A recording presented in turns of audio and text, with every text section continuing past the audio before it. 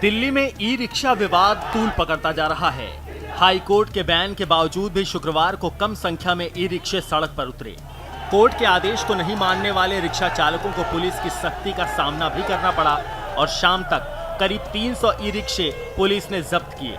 High court के ban के खिलाफ अब ई रिक्शा चालक संघ ने आज जंतर मंतर पर धरना देने का ऐलान किया है। इससे पहले ई रिक्शा चालकों ने दिल्ली में कैंडल मार्च निकालकर विरोध जताया। घर में बच्चे के लिए रोटी के लिए कोई चारा नहीं है, ये इसी से मेरा घर का खर्चा चलता है और मेरे पास कोई हिसाब किताब नहीं। ये रिक्शा चालन चला है जब से मेरे बच्चे रोटी खाने का हो रहा है। कल को मेरे बच्चे को फीस को पैसे नहीं है, मैं कहाँ से दूं? चोरी डकैती डाल के ले आऊं, क्या करूं? इस मुद्दे को लेकर अब सियासत भी गरमाने लगी है। बीजेपी, कांग्रेस और आम आदमी पार्टी मुद्दे को भुनाने में पीछे नहीं हट रही।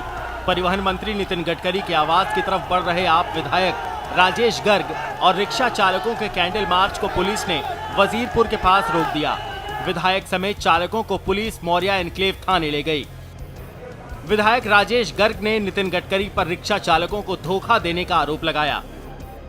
एक भी काम इस सरकार ने नहीं किया और जब दिल्ली हाई कोर्ट ने उनसे जवाब मांगा तो उन्होंने कोई जवाब नहीं दिया, जिससे कि हाई कोर्ट ने मजबूर होकर दिल्ली के अंदर ई रिक्शा चालकों को बैन कर दिया, ई रिक्शा को बैन कर दिया, जिससे कि सीधे सीधे 2 लाख परिवारों की रोजी रोटी छीनने का काम नितिन गडकरी साहब ने किया है। इससे पहले बीजेपी और कांग्रेस नेताओं ने भी इस मामले को लेकर एलजी से मुलाकात की।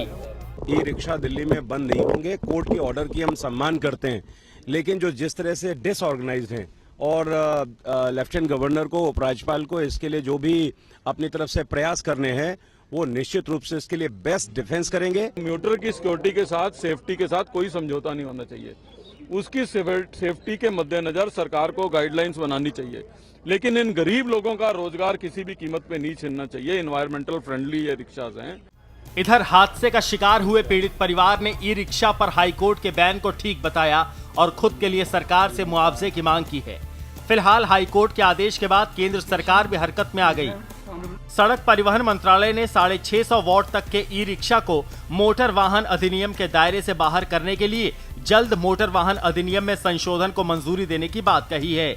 इसके साथ ही ई रिक्शा से दुर्घटनाएं रोकने के लिए सरकार ने राज्यों से इन पर म्युनिसिपल एक्ट और पुलिस एक्ट के प्रावधान लागू करने को कहा है।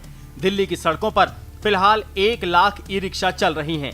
न्यूज एक्सप्रेस के लिए अविनाश सिंह की रिपोर्ट।